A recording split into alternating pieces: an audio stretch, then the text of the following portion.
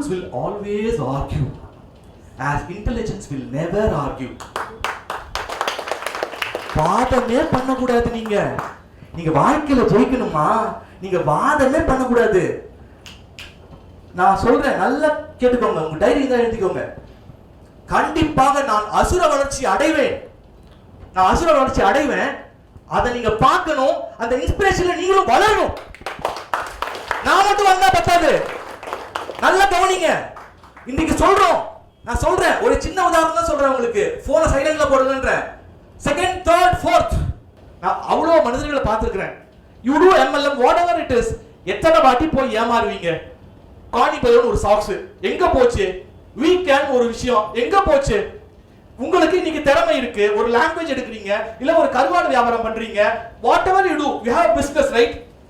But why do you get diverted? அந்த விஷயத்துல concentrate பண்ணுங்க. நிறைய கவனமா இருங்க. எப்படி அதை வளர்க்கணும்னு அப்படியே தீவிரமா இருங்க. சின்சியரா இருங்க, சீரியஸா இருங்க, ஹானஸ்டா இருங்க அந்த பிசினஸ்க்கு. then you will grow. ஞானத்தோட பாருங்க. வலி, வேதனை யாருக்கு இல்ல? பிரச்சனை, நிறைய பிரச்சனை வருது, நிறைய டிஃபிகல்டிஸ் வருது. you are going to come up big. பெருசா வர போறீங்கன்னு அர்த்தம். பெருசா சாதிக்க போறீங்க. அதே போல ஒரு கன்ஸ்ட்ரக்ஷன் தொழிலையோ எதுலயோ நீங்க பெருசா வரணும் அப்படின்னா ரொம்ப ஸ்டிஞ்சி மைண்டடா இருக்காதீங்க. ஸ்பெண்ட் பண்ணுங்க. எலிஃபண்ட் மைண்ட் ஸ்பெண்ட் பண்ணுங்க. that will just bounce back. எதை போட்டோமோ பிரபஞ்சத்துல, நாம எதை போடுறோமோ அது பன்மடங்காக வரும். இது நிறைய பேருக்கு புரியாது. பன்மடங்காக வரும். அதே போல இன்றைக்கு நீங்க ஒரு விதை போட்டாச்சு அப்படின்னா, ஒரு வேலைக்கு முயற்சி பண்றீங்க அப்படின்னா, நாளைக்கே அது முளைச்சிரும் அப்படின்னு எதிர்பார்க்க கூடாது. இன்றைக்கு போட்டாச்சுன்னா it will take some years, some months. So கொஞ்சம் பொறுமையா நீங்க பொறுக்கணும். இல்ல நான் வட்டி கொடுத்து வாங்கிட்டேன், நான் காசு கொடுத்து வாங்கிட்டேன், நான் வட்டி கட்டணும். These are all nothing. So you have to wait. Fools run behind people. Genius make people run behind them. அதாவது நான் முட்டாளாக இருந்த வரை நான் எல்லார் பின்னாடியும் நான் போனேன். அனைவரின் பின்னால் நான் சென்றேன். எப்போது எனக்கு ஞான மார்க்கம் ஏற்பட்டதோ, எப்போது நான் ஞானம் அடைய தொடங்கி விட்டேனோ, நான் யாரையும் சென்று பார்க்கவில்லை. அனைவரும் என்னை நோக்கி வருகின்றார்கள். ஜப்பான் 2 bombs, நிறைய பேர் தெரிஞ்சிருக்கும். Hiroshima, Nagasaki 2 bomb. மொத்தம் முடிஞ்சது கதை. ஜப்பான் கதை முடிஞ்சது அப்படின்னு உலகம் எல்லாம் பேசினாங்க. அவ்வளவுதான், எந்திரிக்கவே முடியாது. finish, the chapter is finished. But நல்லா யோசிச்சு பாருங்க, ஒரு ஜப்பானியர்களுக்கும் எவ்வளவு நாட்டுப்பற்று இருந்திருக்கணும். அவங்க என்ன பண்ணாங்க? அப்படியே விடல. இன்னைக்கு வரலாறுல ஜப்பான்ற ஒரு நாடே இருக்க கூடாது ஆக்சுவலா பார்த்தா. ஆனா Japan after 10 years number 1 in textile industry. உலகமே போகுது அவனை நோக்கி. ஒண்ணுமே இல்ல, காணாம போயிடுவான், இவெல்லாம் காலின்னு நினைச்சவங்க எல்லாரும் அவங்ககிட்ட வாங்க போறான். அப்போ நெக்ஸ்ட் கடுமையான உழைப்பாளிகள்ங்க இந்த ஜப்பானியர்கள். பாத்தீங்கன்னா 70 years 80 yearsல கூட பாத்தீங்கன்னா சைக்கிள் ஓட்டிட்டு இருப்பாங்க. அவ்வளவு பாசிட்டிவிட்டியா இருப்பாங்க. நெக்ஸ்ட் 9 years அவங்ககிட்ட ஒரு நிறைய இன்ஜினியரிங் ஸ்டூடெண்ட்ஸ் வந்திருப்பீங்க. நீங்க இருக்கலாம் சில பேர். ஸ்டீல் ப்ரொடியூஸ் பண்றதுக்கு என்ன ரா மெட்டீரியல் வேணும்? What is the raw material required for steel? யாருக்கா தெரியுமா? Engineering students. iron ore, coal. Okay, fine. கனிம வளங்கள் அவங்கள்ட்ட இல்லவே இல்லைங்க. கனிம வளங்களே இல்லைங்க. இந்தியாவை பாருங்க, எவ்வளவு கனிம வளங்கள்ங்க, எவ்வளவு சுரங்கங்கள்ங்க. என்ன பண்ணா அவன்? இம்போர்ட் பண்ணிக்கிட்டாங்க. இம்போர்ட் பண்ணா 9 years, next 9 years number 1 in steel industry. ஜப்பான்ல என்ன மாதிரி ஒருத்தர் பேசிருப்பாங்க, நம்ம வளர்க்க வேண்டாம், நம்ம நாட வளர்க்கிறோம், நம்ம டெவலப் ஆகிறோம், ஜப்பான் நம்ம ஓடக்கூடாது. அவன் ஓடல. அடுத்த வளர்ச்சி உலகமே திரும்பி பார்க்குது. அப்ப ஒவ்வொரு ஜப்பானியருக்கு எவ்வளவு பெருமிதமா இருக்கும். Next 11 years number 1 in automobile industry. இந்த வரைக்கும் அவன் காருக்கு ஓடிட்டு இருக்குங்க. எவ்வளவு சுசுகி பைக் எடுத்துக்கோங்க, ஹோண்டா சாண்ட்ரோ, எவ்வளவு கார்ஸ். ஆனா இந்தியர்களுடைய கார், எத்தனை கார் வெளிநாட்டுல ஓடுது. அப்போ எவ்வளவு கடுமையான உழைப்பு அவன் நாட்டு பற்றி இருந்திருக்கணும்.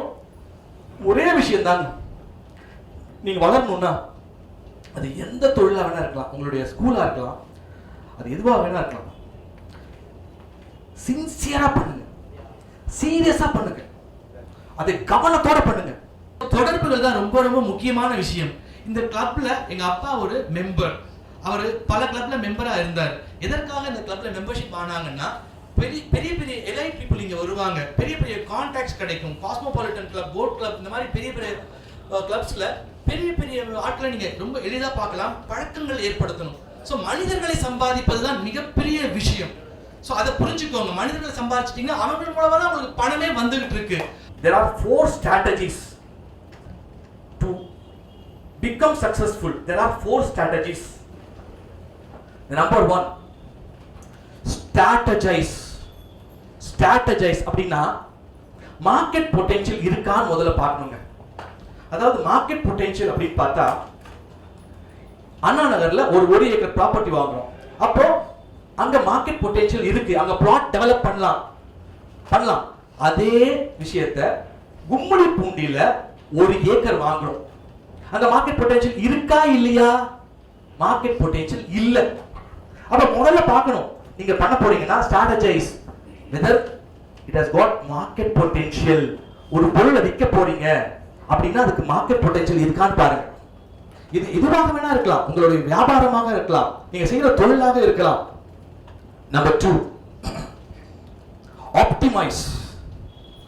ஆப்டிமைஸ் அப்படின்னா அந்த தொழிலை செய்வதற்கு, அந்த வியாபாரத்தை செய்வதற்கு உங்களுக்கு அதற்கான ஆற்றல் இருக்கான்னு பார்க்கணும், உங்களுக்கு அந்த கேப்பபிலிட்டி இருக்கான்னு பார்க்கணும். Optimise number 2. Number 3, socialise. சோஷியலைஸ்னா getting close with the people. Getting close with the people. மக்களோடு நட்புறவோடு இருக்கிறது, மக்களுக்கு பிடிச்ச மாதிரி விஷயமா இருக்கணும் அது. The number 4, very very important. If this 3 happens perfectly, the 4, monetize. Monetize. இந்த 3 பர்ஃபெக்ட்டா இருந்தது அப்படின்னா நீங்க மானிட்டைசேஷன், பணத்தை பார்க்க முடியும், லாபத்தை பார்க்க முடியும், பன்மடங்கா சம்பாதிக்க முடியும். So the number 1 is strategize. Repeat please. Strategize. Number 2 is optimize. Number 3 is socialize. Number 4 is monetize. Kanyakumari டிஸ்ட்ரிக்ட்ல இருந்து வந்திருக்கேன். நான் ஒரு 3 வருஷத்துக்கு முன்னால நான் ஒரு யூடியூப்ல சாரோட ப்ரோக்ராம் பார்த்துக்கிட்டு நான் கால் பண்ணியிருந்தேன். அவங்க எனக்கு அந்த டைமில் வந்து போக முடியலை. நான் எதுக்காக கால் பண்ணேன்னா, என்னுடைய ஒரு தம்பி ஒரு தங்கச்சி வந்து அந்த காலகட்டத்தில் இறந்துட்டாங்க. 1 இயர் பேக்கில். I am totally disappoint. நான் கூட வாழ்வேன் அப்படிங்கிற ஒரு நிலைமையில இல்லாமல் இருந்தேன். அப்போ அஜித் சார் வந்து எனக்கு ரொம்ப ஊக்கம் கொடுத்துட்டு, சாரை எனக்கு கான்டாக்ட் பண்ண முடியாத ஒரு சுச்சுவேஷன் வந்தது. அது அந்த டைமில் சாரோட யூடியூப்பு சேனல்ஸில் எல்லா பாட்டுமே நான் மேக்ஸிமம் பார்த்துருக்கேன். அப்படி நான் இன்னைக்கு இந்த மேடையில் இந்த ஒரு பொசிஷனில் இன்னும் வளர்ந்துட்டு இருக்கேன். இப்போ ஒரு 2 இயராக நான் எந்த பிஸ்னஸுமே பண்ணாமல் இருந்தேன், எந்த ஒர்க்குமே பண்ணாமல் வீட்டிலே முடங்கி இருந்தேன். பட் எனக்கு ஒரு உத்வேகம் கொடுத்துருந்தாரு. இப்போ கூட சார் கூப்பிட்டதுனால நான் கன்னியாகுமரி டிஸ்ட்ரிக்ட்ல இருந்து வந்திருக்கேன். சாரை பார்த்து பேசுறதுக்காகவும் சாரோட விஷயங்களை கேட்கறதுக்காகவும். Thank you sir, thank you.